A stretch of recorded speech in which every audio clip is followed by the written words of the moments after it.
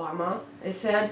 I know, said Lizzie. Of course, he also likes to put a padlock on his balls.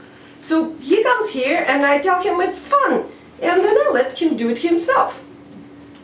Lizzie told me that each dominatrix at her dungeon had her own specialty.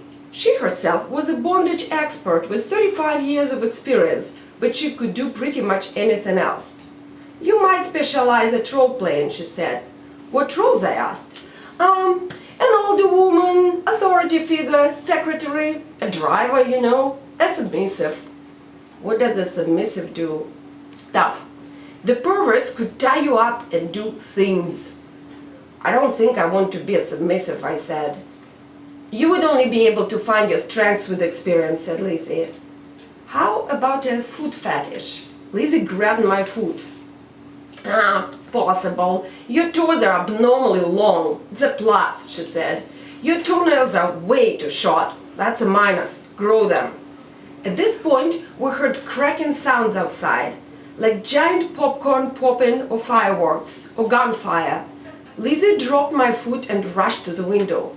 Not to worry, she said. Neighbors, they fight a lot. Janice has been on crack and heroin at the same time all her life. She's all right. Janice needs crack.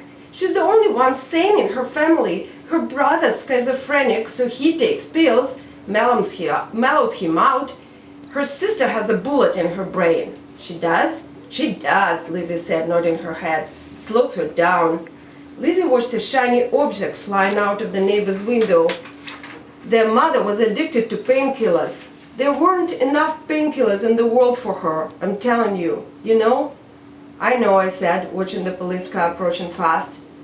Enough of that already, said Lizzie, pulling the curtain down. You are hired. Just show up next Monday and start working.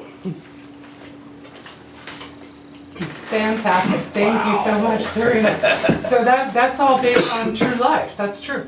Well, not all of my novel is based on true life. There's a lot of fiction there, but actually this episode is. I did interview at the dungeon and pretty much documented everything that was happening there. And this list that you bring up in the easy breaking, or in the beginning, breaking into the sex industry was easy. All of those things. When you went in, I just find it really interesting because you're a mother, correct? And in this book, We Monsters, it's about a mother who's moonlighting as a dominatrix. So, how is that? What's that tension for you? What's that like? Well, as I have mentioned previously, my novel is not really about the dungeon per se. It's about fantasies, and my male protagonist is a Freudian psychologist. So that's one of the connection with the motherhood, and then I bring in my personal experience, because as we go along with the dominatrices in my novel and with the sex workers in my novel, we actually discover that there is much more between motherhood and sex industry than anyone ever thinks or wants to think.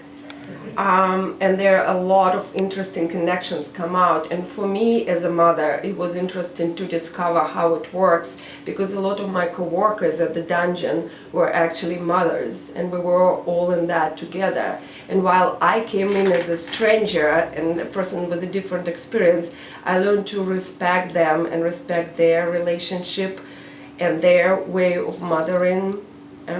I discovered a lot as a mother.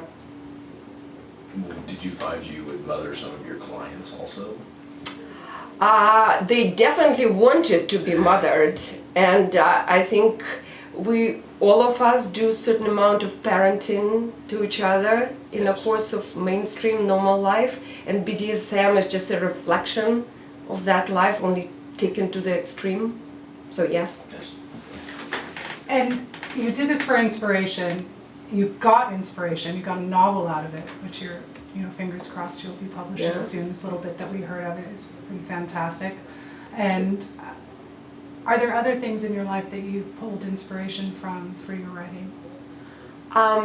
For me, actually, the dungeon experience was not as much as inspiration as a hands-on experience to figure out how it really works, not from the books. Inspiration is everything. When I walk down the street and I see a bird, or a dog, or a girl with a long lashes, and there's everything. You can just write, and so pretty much everything here. I don't know. The wall behind you is pretty inspiring right now. So the dominatrix, you say you wanted to figure out how it worked. What worked? How? The relationship, the dynamics. How does someone goes into this role, becomes objectified, departs from it, goes on with their life, what it is like. So I don't think you can write about without actually being there. I'm very kinesthetic. I've got to have these connections. That's probably why I had all these crazy jokes, because otherwise I can't write about something unless I do it. Oh, well. They call that immersion, right? Yeah. With the power dynamic, did you ever find yourself disempowered, or was it more of an empowering experience? Because I know that the sex work trade, there's some aspects that are more empowering for the sex worker than others. Perhaps dominatrix is one of them? No, it's an illusion. Actually, it is one area that I do explore in my book, that sometimes when it seems that the woman or the sex worker is in a position of power, she is always a submissive, because that's the rule of the game. And there's always, whenever there is a sadist, there is a masochist. There are two sides of one phenomenon. So, yeah, they're never really dominated. Even when the dominatrix is lashing and whipping and, stomping somebody, it's still his desire to be stomped. So, yeah. Yeah, that makes sense. I could definitely see they're the ones with the money. They're the ones paying, for sure. How long is this novel, We Monsters? It's 330 pages, and 70,000 words, medium width. In addition to this book, you've written other books. Yeah, I have a collection of short stories, which is a lot of short stories that I wrote traveling and doing different stuff around the world. So they're all different. They're like a melangerie. Yeah. How long have you been in the Bay Area? I forget. It's been a while, and it seems to be too long and too short. Yeah. To go into details. So where's your next reading? Are you reading somewhere soon? People come check you out? I have all my events on my brand new website that put together my fiancé, Sammy. And it's www.zarinazabrisky.com, so we have events page there. The next event will be posted soon. I'm reading for a wonderful writer and poet, William Taylor. Some stories we read together before, and it was a wonderful experience. It was like music jam together, so we want to do it together. And then Julie Michelle, who is a wonderful photographer. I think everybody in Bay Area should see her works. She's participating. It will be in the art gallery. I don't have the date yet, so that will be the next one.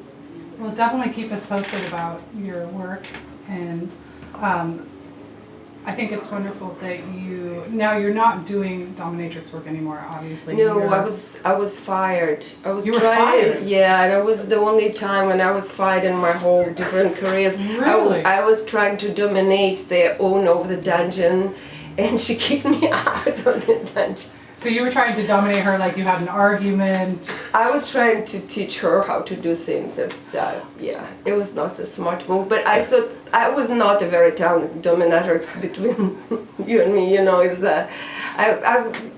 was an amateur dominatrix. I'm a writer. Did you care when you got fired? Not really, I You're refused. moving on and they're still there. Yeah, I refused to use rubber gloves, and she insisted that those were the rules of the establishment. And What did you want to use instead? I wanted to use the rubber gloves. Oh, I see. Instead of my hands. This makes sense. So what are you doing now? I know that you have your mother. What are you working on now? Just writing? I do a lot of writing. I wish I could do only writing. I wish I could find a rich sponsor for my literary activities. But I also work, and I do kickboxing instructing and yoga teaching.